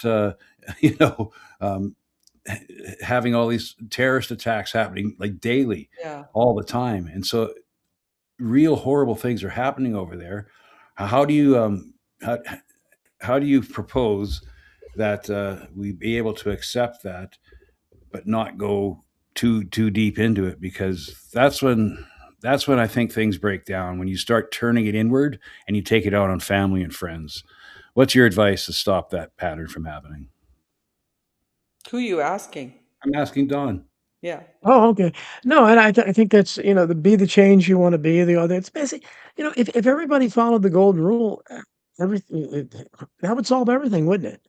If you just, if you were just true to yourself, if you just took care of the people that you should take care of, the people that are your loved ones, But when everybody you did that. say treat people the way that you want to be treated, there's a little bit of a flaw with the golden rule. But I hear what you're saying, because you don't know how somebody wants to be treated. You know how you want to be treated for sure. But I think that we have no idea that we're spiritual beings at all. So when I watched Idiocracy today, there's absolutely no compassion for any other human being No, and around that's where them, we're heading that direction. We have a huge Yeah. lack of empathy, and Yeah. I A mean, lack of I think you're compassion. right. I mean, I guess certainly have people that are, masochists and things like that Yeah. obviously want to be treated differently than most of us want to be treated. So, but I think it's a general thing, because that's basically civilization is based on the golden rule. If you're gonna have a real civilization, is to to try For to treat sure. others. I mean, very few people follow it or ever have followed it, but I Well, think our that's the government doesn't follow it. Our leaders don't follow no, it well, not at all. No, at no, but all. it's not at all. But we don't. If we're if they're counting the votes, I don't think they are, but they might, because people are so stupid they continue to vote for the wrong people, and they do it all over and over again. We'll see what happens in Florida with this guy Bolzarian, who is obviously the greatest anti-Semite in the history of the world, running against Randy Fine. We'll see if he can defeat somebody that should be pretty easy to beat in an election, I would think. Well, it's pretty. I don't know. Ever since I talked, you've interviewed Vincent Agnelli. Are any elections real? Can they all be? Right, exactly. Well, rigged? Vince Agnelli would certainly say that. Yeah, he's analyzed it too. Yeah, and it really gets you disillusioned. But all we can do is try. But I think beyond the election thing, again, if we lead our lives that way, and you mentioned about taking care of, like, parents and stuff, and I've met people, that have done that, and, it's such noble work, just taking care of your elderly parent, because a lot of people won't do it, and Yeah. just doing that is and I know one woman who gave up, a decade of her life, and she had a great career taking care of her father, and, I just said, that's noble work, that's God's work, and, Value. That's value. yes, it's completely selfless. Mhm. And I Mhm. think if we, so I just want to, it's really good to be down these rabbit holes, figure these things out and kind of break it down, then look beyond and see, because when you look beyond, after you break it down and you go, oh my God, everything's a lie and everything, but there is some truth out there. There's a universal truth Oh, yeah. behind the lies. And that's Sure. why there are so many lies, because they don't want us to know this universal Right. truth. Right. Isn't there a quote in the Bible like this? If you look, you're going to find it, and then you're going to be upset, but then you're going to rule over all. There's a Yeah. quote in the Bible Yes. about that. Yeah. Yeah. I mean, it's important to My look for dog's these going things. crazy. Hold on a second. I'll be right back. Okay, Yeah. it's important to look at these things, important to notice these things, important to try to break it down into a way you can understand it. But there's no understanding the whole, because it's a mystery, right? I mean, that's Yeah. that's Our the whole message. existence, ultimately. Yeah. So we can get to a point where we realize we're living under these dark forces. David Icke talks about them all the time. Yeah. But Archonic we can't forces, perceive, but we can't perceive it because we're imperfect vessels. We got the three-dimensional look at things. We can't see beyond that. You often talk about interdimensional portals and how it's considered crazy, but it's actually the only thing that makes sense because we can only perceive so many senses with Well, our. when you're in the body, yeah, you can only see the magnetic spectrum of the seven, and you can Right. only hear so much. But when you leave your body, yeah, I mean, you have etheric bodies all the way back to source for sure. And we know that from people's out-of-body Yeah. experiences who actually talk about that flying and through the air, seeing their body rise above it. Yeah. You're much more than just Yeah. who you think you are. And in through DMT experiences and stuff, ancient shamans could show that, and that happened to me one time. Remember, I talked to you about this. Yeah. That That so I was went. salvia, wasn't it? I heard this thing. There's this thing called salvia that's like DMT, and it gives you an experience, and afterwards you'll not. It changes you. So I said, "What the hell?" So I tried it. I did salvia once and never again. So I took it, and so whatever I think you smoke it, or I can't remember exactly what you do. You sniff Yeah, it. I would think. And then you would. I sat down on my couch, and for like 5 minutes, I was just going. And then all of a sudden, I settled into this stream of consciousness, and I was there, but I wasn't there. And I started lifting my hand up from the couch, and particles of the couch, I could feel it. Swear to God, feel them come up with me. The atoms of the couch. Then you start to realize everything's one thing, and you're being And I started manifested. looking around, and I could see the atoms in the ceiling, in the walls. I could see them shivering, and I put my hand up, and it would seem like it passed through, but I would brush against it, and it was unbelievable. And then I saw this pattern going out the front door, so I started following it. My wife ran over, shut the front door, said, "You're not going out there," because it was the middle of the night. I sat back down. I felt that into my soul. I never ever did salvia ever again. But at that point, I realized what they're talking about. What was his name? It started with an MC, very famous guy. Oh God, I hate when I. But he died of a brain tumor in the 1990s. He was a very famous shaman. Well, McKenna. Terrence McKenna. Thank you. Yeah, and he talked about this idea, and because he took a DMT experience, the idea, yeah, we're all one, we're all part of this whole. Well, he was into mushrooms too. Yeah. Yeah, and all that stuff. But then I realized, my God, we are here for a spiritual experience, and we have to. We're trapped here. They're exploiting our spiritual. That's where I am now. But it made me think that way from then on. Mm-hmm. But it's really hard on the soul, the heart, like as you can see, because you see it every day. The inhumanity against. Well, you're not talking about the heart. You're talking about the sympathy empathy loop, which I talk about in my book.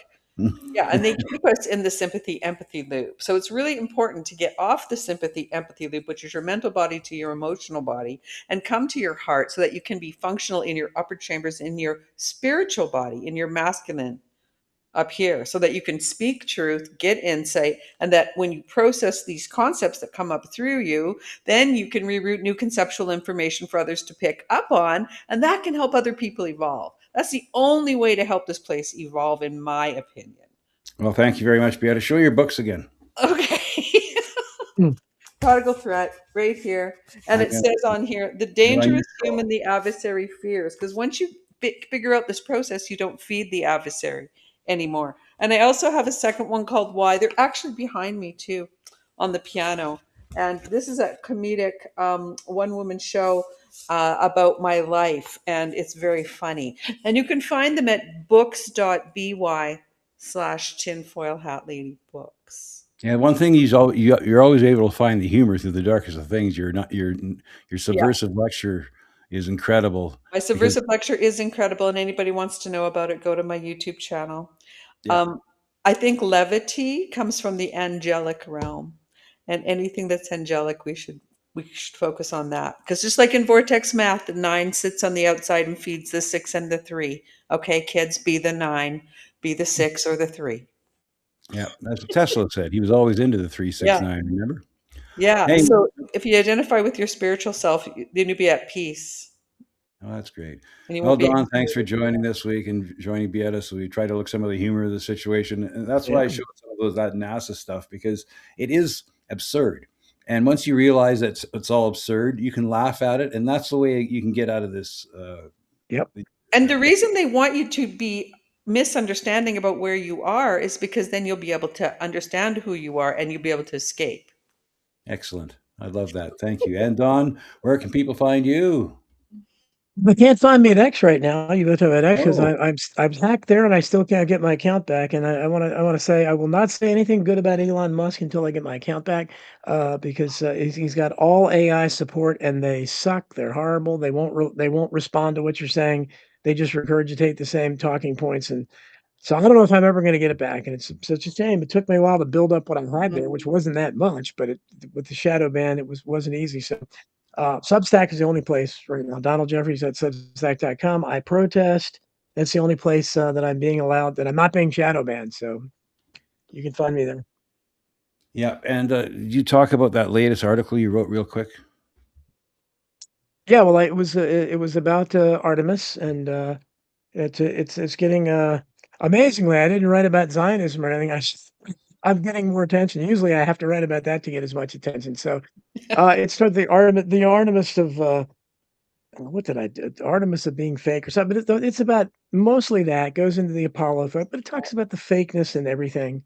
Yeah, everything is fake, and there's that's what Candace always says. Everything is gay and fake. Yes, or fake and gay. Fake and gay. Yeah, but what's great about that is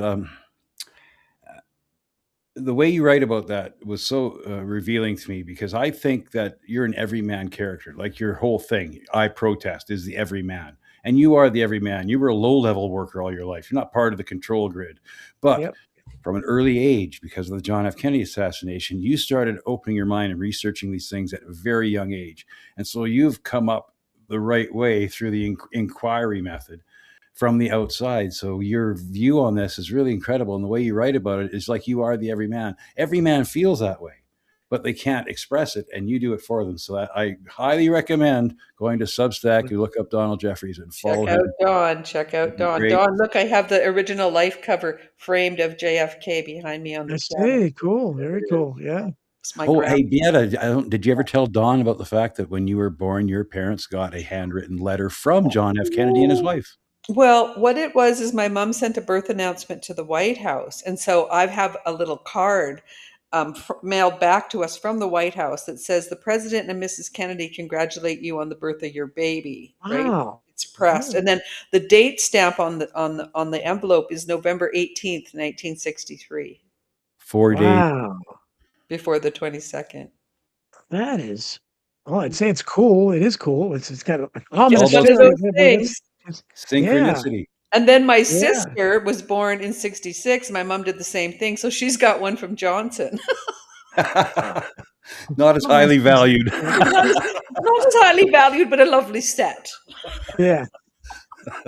I wonder if LBJ had his jumbo out at the time, waving it around when he decided to sign Oh that. God, yeah. What a horrible human being he was. If you ever do any research into Lyndon Baines Johnson, you want to talk about an absurd president. He was the Donald Trump of his time, basically, Of wasn't his he? time, yes. Oh, I yeah. can't believe Probably he had his coerced me sister. to stay out He this late. probably had his sister executed. He had his own personal hitman, you know.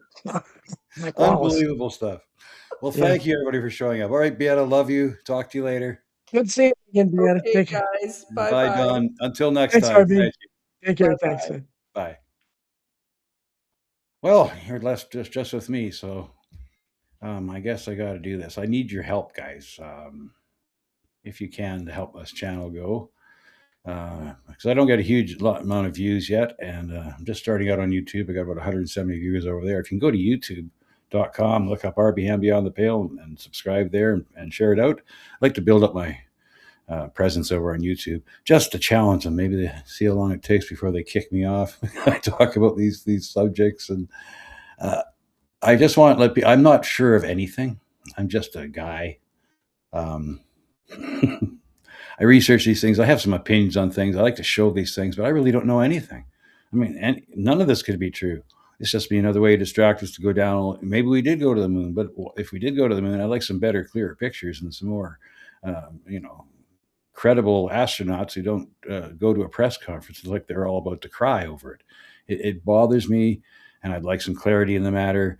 And I've seen enough evidence that raises enough doubt. And in a court of law, that's all you need is enough doubt. And I have enough doubt about everything, from the Ukraine war to what's going on in the Middle East, to the fact that we're supposed to believe that we're going to be going towards a new World War III. We're going to have energy rationing and everything. We just went through the COVID thing where we had lockdowns, and they're coming again.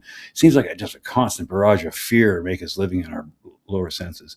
So, I guess maybe what I'm saying is be aware of these things, be connected to them in an intellectual way, but down your base heart level, the chakra levels, Beata loves to talk about. Take care of your family, your friends, and your wife, and make things good in your community.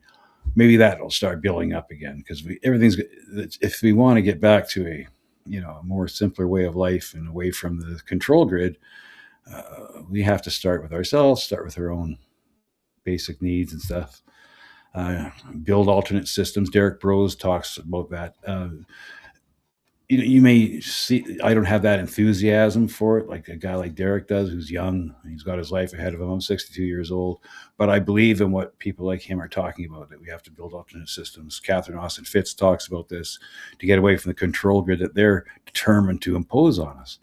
But it's like wars. So they want to impose this on it. They want to impose wars on it. But I forget who it said, but what if they decided to have a war and nobody showed up? Wouldn't that be wonderful?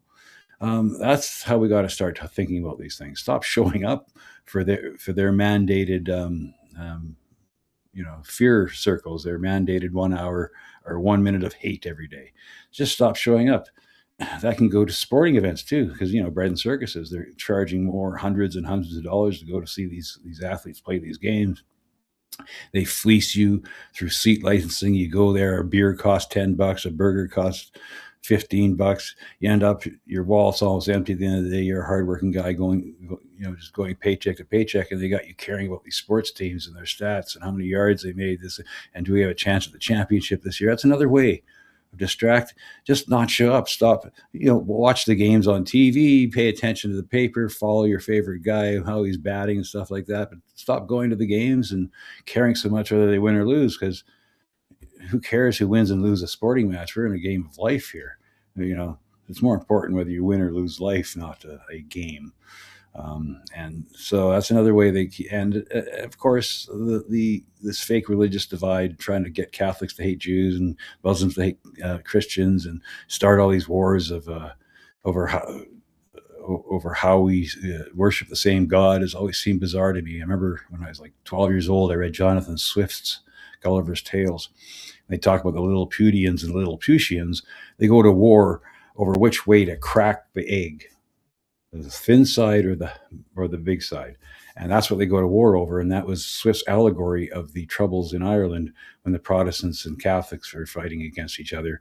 They believed in the same God, but they killed each other over how they worshiped him. So if you're aware of these things and can get beyond them, you got a heads up, and we got to start thinking that way.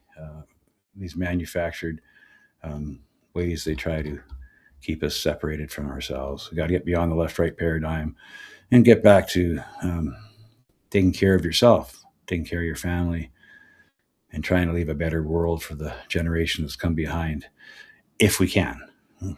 The odds are stacked against us, it looks like, but we got to keep trying. And thanks for tuning in this week. I'm going to be back next week with Nico Lagan, and we're going to talk about this very same thing in relation to the Canadian political scene.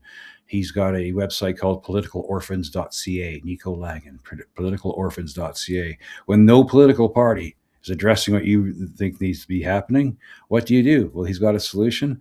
For us here in Canada, it might be a way forward. It's basically the idea of we don't need any political parties. And we're going to flesh that out next week. So thank you for showing up this week.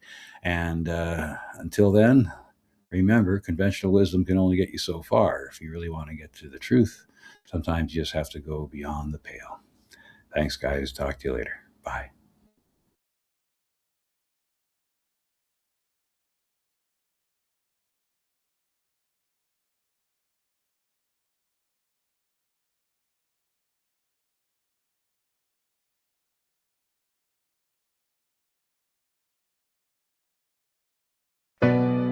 Yeah.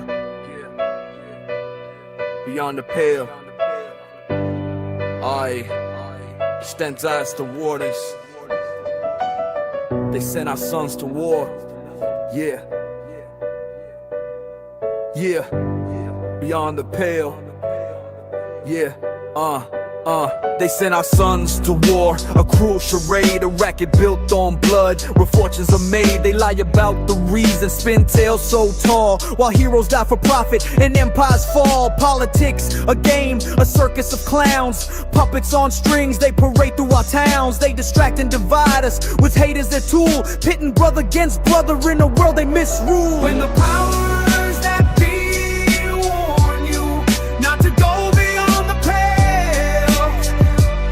then that's a sure sign there's more to the tale. When the powers that be warn you not to go beyond the pale, yeah, then that's a sure sign there's more to the tale. The anti-human agenda, plain as the day. They view us as bugs in their cold, heartless play. Eat insects, they sneer while they feast on the land. Depopulation's their goal with the tightening hand. Civil rights torn to shreds in the name of their peace. A police state rises where freedoms all cease. Gaslight us with propaganda, their lies never end. Twisting truth in their grip till our minds start to bend. When the powers that be warn you not to go beyond the pale, then that's a sure sign there's more to the tale. When the powers that be warn you not to go beyond the pale, yeah, then that's a sure sign there's more to the tale. Order out of chaos, their sinister creed. They spark the flames, then offer what we need. Economic stagnation, they choke out our dreams, while divide and conquer rips us at the seams. They fan every fracture, they stoke every fight, left against right, till we're blind to the light. Yet beyond the pale lies the truth they conceal, a world where we're free, where our hearts can still heal. When the powers that be warn you not to go beyond the pale, then that's a sure sign there's more to the tale. When the powers that be warn you not to go beyond the pale, yeah, then that's a sure sign there's more to the tale. So step past their warnings, their fences, their lies. See the world they've been hiding with wide open eyes. Beyond the pale, where the power grows frail, we'll reclaim our future and truth will prevail. Beyond the pale.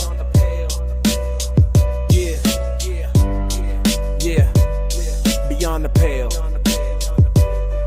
When the powers that be warn you not to go beyond the pale, then that's a sure sign there's more to the tale. When the powers that be warn you not to go beyond the pale, yeah, then that's a sure sign there's more.